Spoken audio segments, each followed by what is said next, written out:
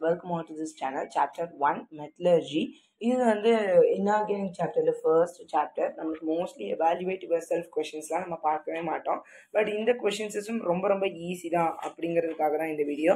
And இதில் வந்து உங்களுக்கு புரிஞ்சிருக்கும் எவ்வளோ ஈஸி அப்படின்ட்டு. ஒரு கான்செப்டுக்கு அடுத்து தான் அந்த இது எல்லாமே வரும் அப்படின்ட்டு. இங்கே வந்து எவாலுவேட் யுவர் செல்ஃப் 2 தான் பார்க்குறோம். அண்ட் இது வந்து என்ன அப்படின்னு பார்த்தீங்கன்னா கொஷின் பார்க்கலாம். மேக்னசைட் அப்படிங்கிறது மேக்னீசியம் கார்பனேட். இதை வந்து கேல்சினேட்டட் இன்டு அப்டைன். இதை கேல்சினேஷன் ப்ராசஸில் இன்வால்வ் பண்ண வைக்கிறோம் நமக்கு மெக்னீஷியம் கிடைக்கிறதுக்காக. Which is use to make refractory bricks.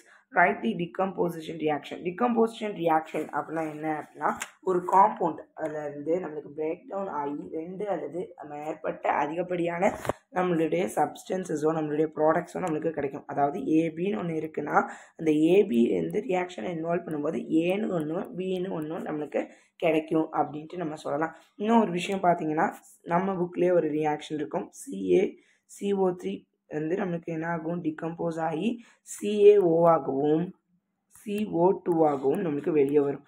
Most of the ரியாக்ஷன்ஸில் நமக்கு கேல்சினேஷனில் CO2 தான் நம்மளுக்கு வெளியே வரும். அப்போ இது ஒரு கேல்சினேஷன் தானே. அப்போ இங்கே மெக்னீஷியம் கார்பனேட் அப்படின்னா மெக்னீஷியம்னா Mg, கார்பனேட் அப்படின்னா CO3. அப்போ மெக்னீஷியம் கார்பனேட். இந்த மெக்னீஷியம் கார்பனேட் நம்ம என்ன பண்ணுறோம், கேல்சினேஷன் ப்ராசஸில் நம்ம இன்வால்வ் ஆகிறோம். அப்படி கேல்சினேஷன் ப்ராசஸில் இன்வால்வ் பண்ணும்போது கேல்சினேஷன் அப்படின்னாலே நம்மளுக்கு தெரியும் இந்த ஆப்சன்ஸ் ஆஃப் ஏர் ஆர் ஆக்சிஜனோட நம்ம என்ன பண்ணுறோம், ஹீட் பண்ணுறோம் அப்படின்ட்டு அர்த்தம். இப்போ நம்மளுக்கு என்ன ஆகும் அப்படின்னா ஒரு ஆக்சிஜன் இவங்களோட சேர்ந்து வெளியே வந்துடுவாங்க.